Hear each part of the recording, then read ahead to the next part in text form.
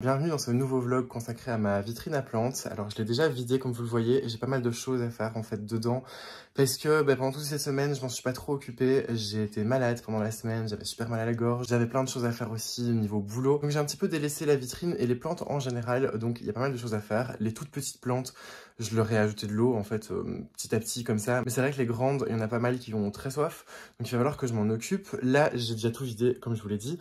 J'ai tout mis ici sur le meuble juste à côté parce que j'aimerais bien les trier en fait et mettre d'un côté toutes celles qui ne vont plus aller dans la vitrine parce que vous allez le voir, tout ce qui est alocasia, j'aimerais bien en fait à terme les virer de la vitrine parce qu'elles n'ont pas besoin spécialement d'être dans la vitrine. La Frydek par exemple, je l'avais mis dans la vitrine parce que je pensais que c'était une alocasia qui était très relou, qui était pas facile à cultiver et en fait finalement elle est super facile et super simple, donc je vais la virer de la vitrine, elle prend beaucoup de place. Et pareil pour les autres alocasia, en fait je vais essayer de garder uniquement des anthuriums dans la vitrine parce que j'en ai certains qui prennent quand même beaucoup de place, qui commencent à pas mal grandir. J'ai mon Black Mamba X Forgetti par exemple qui était tout en haut dans la vitrine et en fait son inflorescence touchait les lampes qui se trouvent juste là, qui sont quand même un petit peu chaudes, donc c'est pas cool. Je vais regarder aussi parce qu'il y en a certaines que je vais devoir rempoter. Donc on va faire un petit peu tout ça. Là je les ai sortis, je vais faire un peu le tri de qu'est-ce qui ne reste plus dans la vitrine, qu'est-ce qui doit être rempoté et qu'est-ce qui doit être juste arrosé. Et puis ensuite je vous montre un petit peu, comme ça on fait un peu l'état des lieux de qu'est-ce que je dois faire exactement. Ici au niveau des anthuriums, il y a juste ces deux-là qui ont besoin d'être arrosés, enfin en tout cas juste d'être arrosés. Les autres sont encore assez humides, c'est assez étonnant.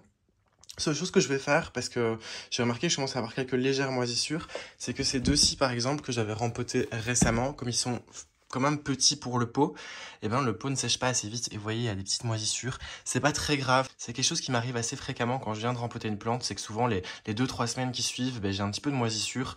J'ai l'impression que c'est le temps que voilà la terre se régule ou je ne sais quoi, bref on s'en fiche. Donc ces deux-ci comme ils sont plus petits, je vais essayer de les mettre plus haut dans la vitrine. Et là, je vais regarder un petit peu, essayer de leur donner un peu plus de place. Vous voyez, il y en a qui commencent à prendre pas mal de place, donc ça, c'est plutôt cool, je suis assez content, mais on va avoir un petit problème au bout d'un moment. Pareil, ici, ce que j'ai fait en même temps, c'est que j'ai nettoyé un petit peu... ça, c'était une feuille qui était tombée, mais sinon, j'ai nettoyé. Vous voyez cette petite pellicule qui se trouve sur la nouvelle feuille à venir, je les ai retirées. Il y a plein de gens qui me disent, ouais, mais pourquoi tu les retires? Parce que dans la nature, il n'y a personne pour les retirer. Alors, on n'est pas dans la nature. On est en captivité, entre guillemets, voilà, on est dans nos intérieurs, donc on n'est pas dans la nature. Et puis ça pourrait amener en fait pas mal de petites choses, du fongique, des petits nuisibles qui pourraient se loger dedans. Donc on évite, moi je les retire à chaque fois, quand je fais une séance d'arrosage, je vérifie un peu mes plantes et je les retire, c'est plus joli aussi. Donc voilà, là ce que je vais faire, c'est que ceux-là je vais les laisser tranquilles pour le moment. Je vais arroser ces deux-là, parce que les autres c'est dès qu'il faut que je rempote. Et alors toutes les petites plantes qui sont ici, je m'en occuperai après.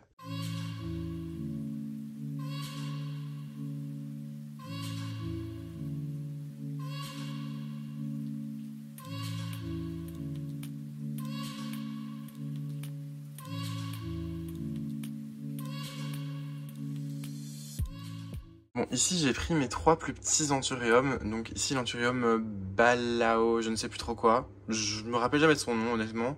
Ici c'est mon Silver Blush et ici le Dark Mama. Dark Mama qui se remet en fait tout doucement de l'attaque de Trips. Il avait perdu des feuilles, j'ai dû les couper. Celle-ci est pas très jolie non plus. Celle-ci aussi a été abîmée, mais je les ai laissées parce que c'était encore pas mal et il y a une nouvelle feuille qui arrive bientôt. Donc c'est cool, il est en train de se remettre petit à petit. Mais ce qui se passe, donc c'est que je veux les mettre sur l'étage d'au-dessus. Mais voilà, la petite étagère qui est ici, j'aimerais bien la laisser parce que je me laisse ces toutes petites plantes en fait sur l'étagère parce que comme ça elles ont pas mal de lumière. Mais donc il faut que je choisisse 3 anthuriums au-dessus qui sont assez petits. Donc voilà, du coup les 2 anthuriums ici sont ceux que je voudrais remonter parce que la terre reste un peu trop humide, ils sont encore un peu petits. Mais je vais mettre celui-ci aussi avec parce que je pense que ça rentrera en fait ici sur la barre. En fait je vous l'avais déjà expliqué, mais comme c'est avec des crochets aimantés et que les pots deviennent un petit peu lourds quand je les arrose, ils ont tendance à glisser sur la paroi du fond. Et ce que je fais, c'est que je fais en sorte que le pot soit posé sur la petite barre qui se trouve ici. Donc je suis limité en place ici. Et ici en bas, je peux mettre environ 3 anthuriums. Après, il faudra voir ce que je mets un petit peu au sol. Mais ce que je vais faire, c'est déjà faire des trous dans ces pots-ci. Parce que voilà, ils n'ont pas encore de trous. En fait, c'est tout simple, mais je prends un truc en métal que je passe sous une flamme pour faire un petit trou à travers le plastique du pot. Et puis ensuite, je vais essayer de trouver des crochets. Parce que j'en ai plus beaucoup, voire plus du tout. Donc il va falloir que je retire des crochets de certaines plantes. Bon, j'ai mis les 3 anthuriums au-dessus. Malheureusement, à la caméra, avec la lumière, on ne voit pas grand-chose. Mais ici, pour l'étage d'en dessous, je suis en train de réfléchir parce que, en fait, ces 4 anthuriums-là, j'aimerais bien les mettre sur la barre qui se trouve juste là. Sauf que je vais manquer de place. Le problème est que mon luxuriant qui se trouvait déjà là, et ben ici sa nouvelle feuille a été un peu déformée parce que il y avait un pot qui lui arrivait juste dessus, donc c'était un petit peu dommage. Et puis pareil, en fait, je l'ai rempoté il y a pas longtemps, il faut qu'il prenne encore ses marques dans le pot, donc le pot sèche pas super vite. Donc j'aimerais le remonter un petit peu.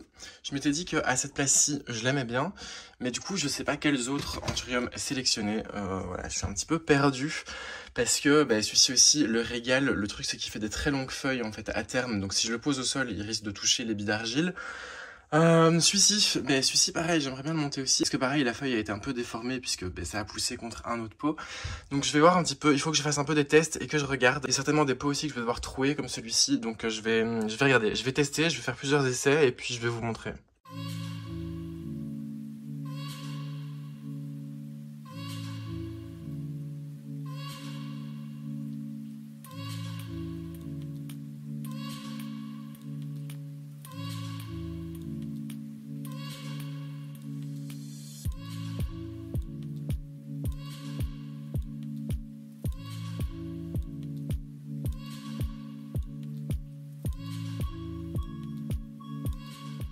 Bon, je vais m'attaquer maintenant au rempotage parce que les 2 derniers anthuriums qui me restent, il faut que je les rempote et que voilà, moi dans mon organisation de vitrine, en fait la manière dont je fais pour placer les anthuriums et les plantes, c'est que je place toujours les plus grosses en premier et puis ensuite je comble avec les petites. Et donc voilà, c'est les 2 derniers qui me restent, après c'est toutes les petites qui se trouvent au-dessus de la vitrine. Donc ce que je vais faire, c'est que je vais faire mon petit mélange moi-même. Je vais vous montrer en même temps, comme ça vous aurez ma recette de mon mélange pour les anthuriums. C'est assez simple en soi, il n'y a pas 36 000 éléments non plus. Enfin, il y en a quand même pas mal, mais ça va, c'est assez facile à trouver en règle générale. Donc je vais faire ça, je le fais directement ici sur le meuble à côté de la vitrine parce que j'ai pas envie de commencer à bouger dans le salon. Et puis voilà. Alors pour mon substrat que je fais moi-même pour les anthuriums et même pour les aroïdes en règle générale, c'est que je mets ici environ 40% de terreau classique.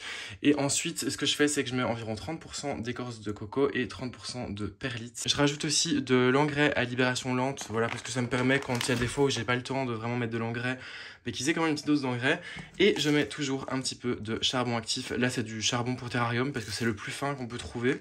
Moi, je préfère. Et puis, c'est celui que je trouve facilement dans ma jardinerie et il est pas très cher. Donc voilà. Alors là, moi, je vais faire mon propre mélange moi-même parce qu'il me reste pas mal d'ingrédients pour en faire. Mais je vous rappelle que si jamais vous voulez, vous avez mon code FlowerPose qui marche toujours sur le site de SciBotanica et qui vous donne 5% de réduction sur l'intégralité du site.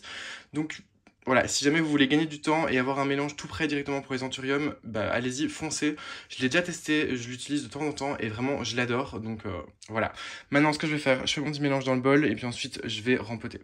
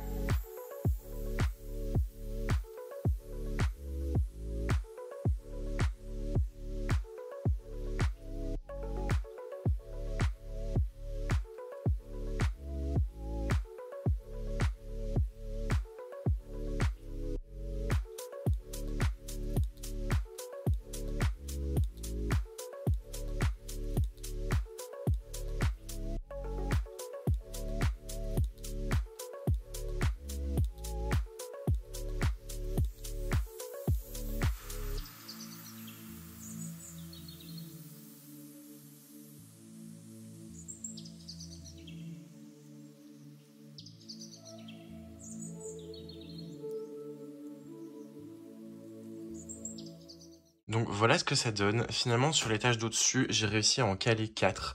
J'ai mis mon luxuriant à droite comme j'avais envie. Ici, mon régal. Ici, le croisement, c'est avec le dorayaki. Et ici, le Blue Papillaminum X Crystallinum, si je me trompe pas. Et c'est dommage, hein, parce qu'en vrai, il a vraiment un reflet un peu plus bleuté, justement vert bleuté. Là, on le voit pas trop. En dessous, ce que j'ai fait, c'est que j'ai mis les 3 derniers Anthurium qui me restaient. Donc mon Green Mamba X Forgetti, je l'ai mis ici, parce que voilà, il commence à prendre de la place. J'ai mis ici mon Dark Magnificum X Crystallinum.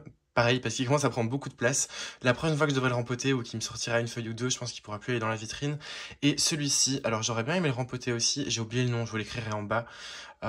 Mais le truc c'est qu'il commence à me sortir en fait un petit bout de nouvelle feuille, donc je vais pas l'embêter pour le moment. Mais donc voilà, jusqu'à présent où on en est. Alors ici je vais combler avec des petites plantes et peut-être qu'il y en aura quelques-unes ici en bas.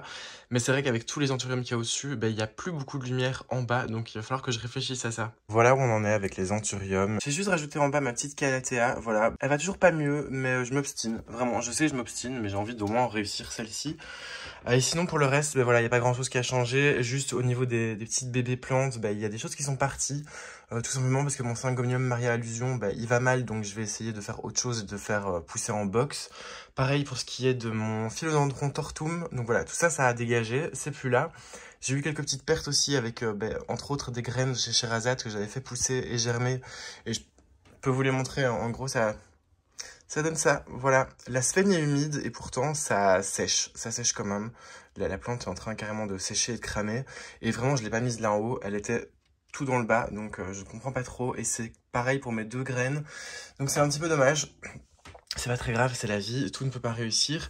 Mais du coup, voilà, sur l'étagère, j'ai vraiment laissé que les toutes bébés, vraiment les bébés de chez bébé. J'en ai mis un aussi là, mais de toute façon, j'ai plus de crochet. Mais voilà ce que ça donne. Donc tout au-dessus, l'Anthurium Balao, je ne sais plus trop quoi, qui va bien. Il a juste eu des coups ici et il a une feuille ici qui a un peu jauni. Ici, mon Silver Blush, il avait juste eu cette feuille là, la toute petite, qui avait mal poussé, mais juste après, il m'a fait celle-ci, qui est très bien. Pas plus grande que celle-ci, mais qui va déjà beaucoup mieux, donc ça c'est cool. Le Dark Mama, comme je vous l'avais dit, on voit que les tripes sont passées dessus, vraiment. Et à l'arrière des feuilles, on le voit encore plus, mais il est en train de reprendre tout doucement. Ici en haut, donc, c'est toujours mon petit Bulbi d'Alocasia Maharani que j'avais fait germer moi-même. Il pousse, il est très content, ça c'est cool. Ici, c'est un croisement avec un Hoffmani, pareil, tranquille ou bilou. Ici, c'est le Warocanum, voilà, tout petit. Je viens de les arroser, donc ça goûte. C'est encore un tout petit bébé. Et celui-ci, je ne sais plus ce que c'était. Voilà, c'était un croisement entre un Forgetti et on ne sait pas quoi. Mon tout grand luxuriant, voilà, enfin tout grand. Il a déjà une bonne taille, mais voilà, j'attends qu'il pousse encore. Il m'avait fait cette feuille-ci, mais qui s'est un peu déformée. Bon, c'est pas très grave. Il va bien jusqu'à présent. Apparemment, et on me l'a dit aussi, c'est un anthurium qui est assez gentil, donc ça c'est plutôt cool. Ici, le régal. Alors, je pensais qu'il n'avait pas été tant attaqué que ça par les trips, mais bon, on le voit, il est abîmé sur les feuilles. Et à l'arrière des feuilles, c'est vraiment pire. Donc voilà, en fait, oui, il avait bien subi quand même l'investation de trips. Ici, le Blue Papillaminum croisé avec un Crystallinum, eh bien, il va bien. Honnêtement, il va bien, je suis content. Voilà, il fait de très belles feuilles. Bon, il y en a certaines qui sont un petit peu abîmées, mais ça, c'est pas très grave, c'est la nature, encore une fois. Ici, c'est un croisement entre un dorayaki et un je ne sais plus quoi. C'est pas très grave, je vous l'écrirai. Lui, zéro problème. Honnêtement, j'ai jamais eu de problème avec celui-là. Il pousse très bien, il me fait des très belles feuilles. Il en fait limite en continu, donc ça c'est très chouette. Ici, un de mes préférés, le Dark Magnificum croisé avec un Crystallinum. Voilà, pareil, j'ai jamais eu de problème. J'ai une feuille tout à la base qui a jauni un petit peu au début quand je l'ai eu, mais il a pas de souci. Voilà, il est quand même super beau. Il commence à me faire des grandes feuilles, donc je suis super content. Celui-ci, voilà, comme je vous l'avais dit, en fait, j'ai oublié le nom. Hein, celui-ci dont j'ai oublié le nom, mais encore une fois, je le réécrirai parce que c'est une catastrophe. En fait, j'ai certains anthuriums vraiment qui ont des noms un petit peu particuliers et où j'arrive pas à les retenir. Mais bref. Pendant plusieurs mois, j'ai rien eu du tout, ça a pas bougé. Et là maintenant, je vois que ça démarre. Donc voilà, j'attendrai que la feuille soit sortie pour pouvoir le rempoter. Parce que là, il y en aura grandement besoin. Mais vous voyez, même là, il n'y a pas beaucoup de lumière en soi. Mais là, en attendant, je le laisse tranquille. Et alors ici, ça c'est un de mes préférés. C'est mon Green Mamba X Forgetti. Voilà, qui est super beau. Il m'a fait cette feuille qui est super belle. Et en plus, il commence à avoir le sinus qui s'ouvre. Vous voyez, il a toujours le sinus fermé. Et maintenant, il commence à avoir le sinus qui s'ouvre. Et il m'a fait cette inflorescence juste ici. Donc c'est que tout va bien, donc je suis assez content. Voilà, la vitrine est un petit peu allégée, on va dire. En fait maintenant c'est quasiment que des anthuriums. Il y a juste ici celle-là qui n'est pas un anthurium, mais sinon voilà, c'est tout des anthuriums. Et voilà, c'est ce qui va clôturer du coup les soins pour cette vitrine. J'ai encore les alocasia comme ici ma Freidek à qui il va falloir que je trouve une place. Mais ça va être pour plus tard, je regarderai ça demain parce que voilà, j'ai pas d'idée là tout de suite. J'ai envie de leur trouver une place où il y a quand même suffisamment de lumière. Donc ça, je verrai après. Mais la vitrine, en tout cas, toutes les plantes qui doivent aller dedans, y sont. Tout est rangé, tout est nickel, tout a été arrosé. Donc ça, c'est cool.